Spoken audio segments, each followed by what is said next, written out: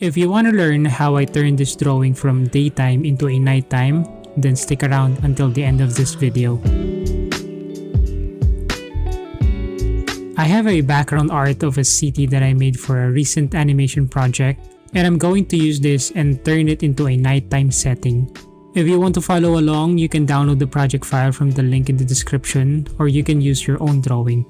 So the first thing that I need to do was to make sure that all of my layers are organized and separated. And as you can see, I group each of the elements so I can easily work on them later on. When it comes to creating a nighttime scene, the most common method that people use is by adding a layer on top of the drawing and filling it with a dark color such as blue or indigo, and then setting the blending mode to multiply. And finally, adjust the opacity to get the right amount of darkness. While it seemed to be straightforward and easy to do, it's not accurate and it doesn't produce a convincing result. So we're not going to use that. What am I going to do is to create a nighttime scene based on real lighting method. So first off, we need to understand that during the night, there is no direct light source. The sun is not present and the only light that illuminates the surrounding is from the moon. And the light of the moon is just a reflected light coming from the sun. So that means the light that we have during the night is too low and too soft. It's not intense like the light during the day. And so, in order for me to create an accurate nighttime scene from this drawing, I need to remove all the light source that came from the sun. So I'm going to remove the light rays, the clouds, and the sky. And aside from that, I will also remove the reflected light from the building and the shining effect here. This will strip down most of the light source from this drawing, though there is still remaining like the lights from the windows and the highlights from the leaves. I will leave them for now because I think it won't have a big impact on the final output. The next step would be to create the sky. I'm going to use a darker blue color as the base and add a little bit of transition at the bottom to create an effect called atmospheric perspective. So I'm going to use a soft brush to create a transition from light to the darkest area of the sky.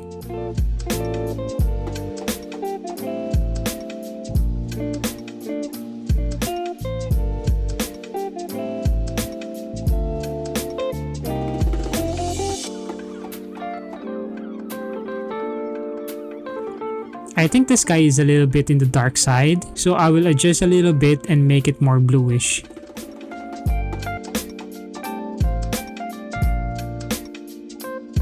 Okay, I'm happy with that. So now that I have the sky set up, I will add a color filter to the buildings and the trees to turn them into a night color. And to do that, I will add a new layer on top of the building layer group and clip it below. But unfortunately, here in Procreate, I cannot clip a layer to a group. So I need to duplicate this building layer group, hide the original group below, and flatten out the duplicated copy. And now I can clip the top layer to this flattened building layer.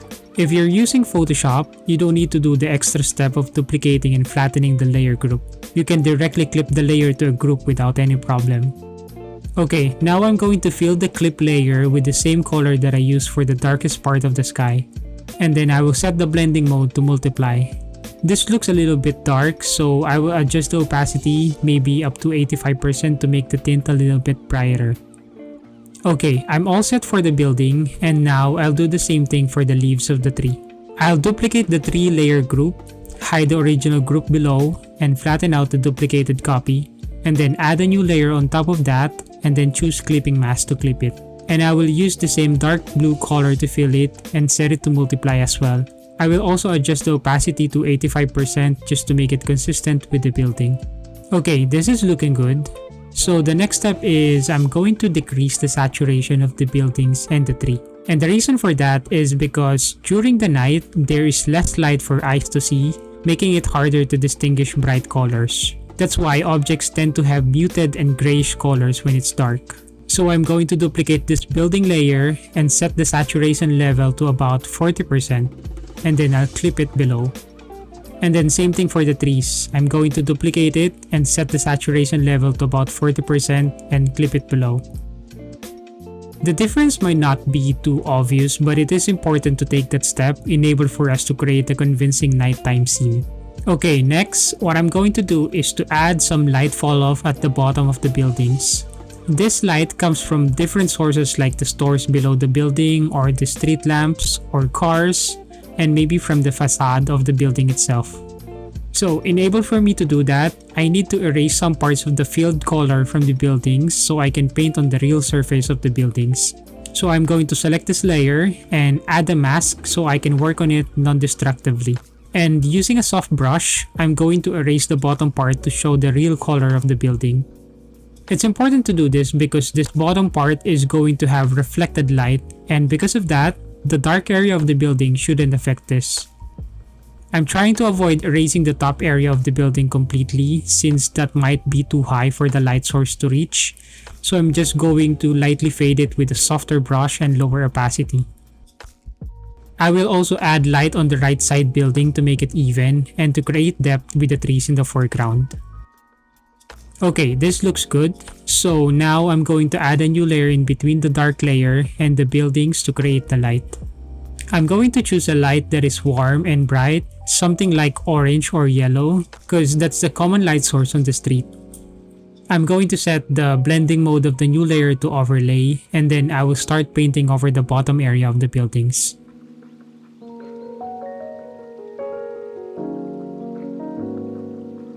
I want to create more variation and intensity to the light, so I'm going to add another layer and set the blending mode to screen, and then paint it again with warm and bright orange. This creates a soft lighting effect that looks quite nice and interesting. I think the intensity of the light is quite high, so I'm going to decrease the opacity of this overlay layer a little bit. Maybe around 75% is enough. Okay, this seemed to be good, but I think I can add more light in between the two buildings to create an even more depth and continuity. So I'm going to add a new layer on top and set the blending mode to screen. And using the same orange color, I'm going to paint some lights here. Okay, looking good. Now I'm going to add lights to the window of the buildings. I'll add a new layer on top of the lights, and I'm going to rename these window lights just to organize everything. Now I'm going to select some parts of the windows using the lasso tool. I don't like to fill all of the windows with lights because I think that is not how most buildings are set up in real life. I mean, some windows in a building doesn't have lights turned on, maybe because it could be empty or no one is using that room. And also, having a color variation is one way of creating a good composition, so I'll be doing that in this artwork. Okay, now that I selected some of the windows, I'm going to fill it with blue, and maybe a different color like orange to make it even more random. And then I will set the blending mode to add to make it more brighter, and then duplicate it, and I'm going to use the Gaussian blur filter to create a glowing effect on the window. I think 5% blur is enough. I don't want it to be super glowy because it might be too overpowering with other elements in the scene. Okay, looks good. So now I'm going to group this just to organize everything. And then I will repeat the same process of coloring and blurring the other windows. I will use other color for different windows just to create more variety and to make the scene more interesting.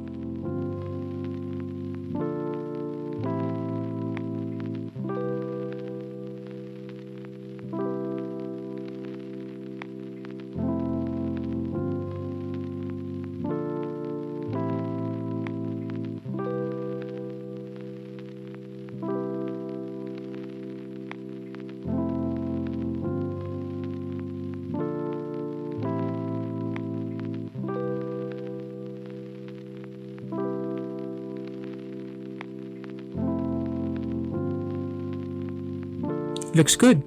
I'm totally satisfied with how this turned out, and so for the next step, I'm going to work on the sky. I will add a new layer on top of the sky and I'm going to name it stars, and as you might have guessed, I'm going to add stars to this layer. So I'm going to fill in the top part of the sky with stars and a little bit amount of stars below it since that area is further away from the camera, which makes it less visible. And then I'll add another layer on top of the stars and name it clouds. I'll be using soft and wispy clouds for this painting because I want it to be calm and peaceful. I will be using different variation of brushes to create different shapes and form of the clouds, and I will also use the transform tool to change the perspective of the clouds even more.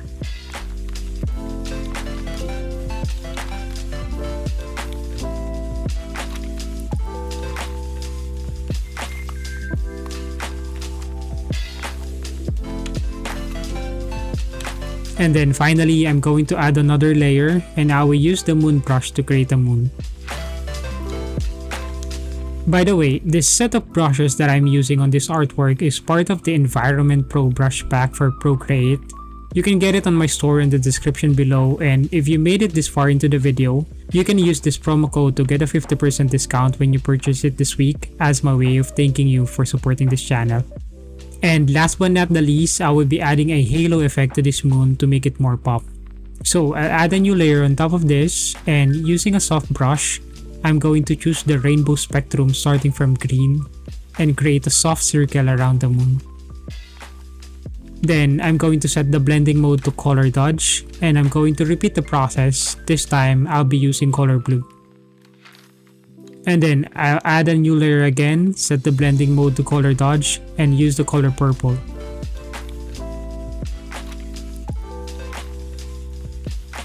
And then I'll combine all three layers and use Gaussian blur to make the halo even more soft.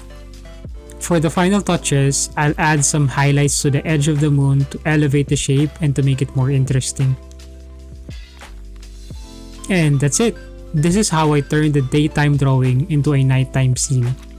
I hope you find this video useful, and if you did, please consider subscribing to my channel and liking this video and share it with everyone. I recently made a milestone of reaching 10,000 subscribers, so I'm grateful for every one of you for supporting my channel. It means a lot to me. Again, thank you so much, and I'll see you in the next video. Take care.